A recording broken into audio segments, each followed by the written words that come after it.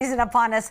What can pregnant women and new moms do to protect their babies? Here with some advice is Dr. Kristen Moffatt, an infectious disease specialist at Boston Children's Hospital. We love seeing you always. Hey, Thank Dr. you, Doctor. Moffatt. Great to see you. Good to see you. So, as you know, Halloween is the unofficial deadline for everyone 6 months and older to get their flu shot. Okay, 1, 2, 3.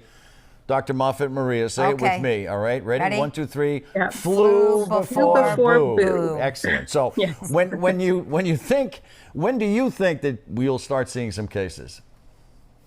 Yeah, I mean, it's hard to say for sure because of how much the COVID pandemic has impacted our typical respiratory viral seasons. But so far this fall, we seem to be back on track with sort of expected seasonality. And that means that we might expect to start to see influenza cases ticking up mid to late November. There's still pretty low numbers of cases, both here in the Northeast as well as throughout the US, but we might expect to see that really start to tick up in about 3 to 4 weeks, which is why getting that influenza vaccine on board by the end of October would be so important. Infants younger than 6 months, they are not eligible for the flu shot. So what's the risk if they're infected? Yeah, no, that's exactly right, Maria. They're not eligible under the age of 6 months. And we know that very young infants are at increased risk of severe viral respiratory infection, partially because of their immature immune systems, partially because their airways are smaller.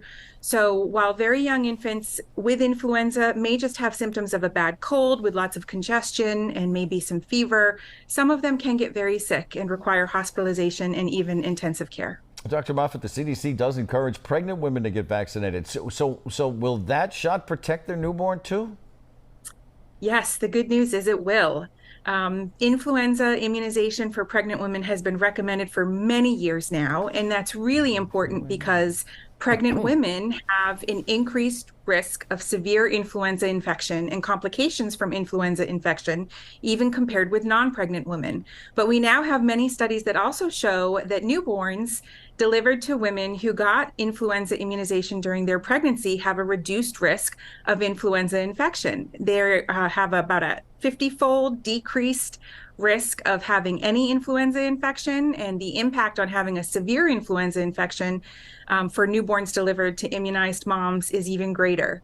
One other thing that studies have shown is that breastfeeding, especially in combination with maternal immunization against the flu, can also reduce the risk of influenza infection for newborns. So there are a couple of things that parents, moms of newborns can do. All right, Dr. Moffatt, thank you so much. We always appreciate you. Take care, Dr. Moffatt. Thank you. All right.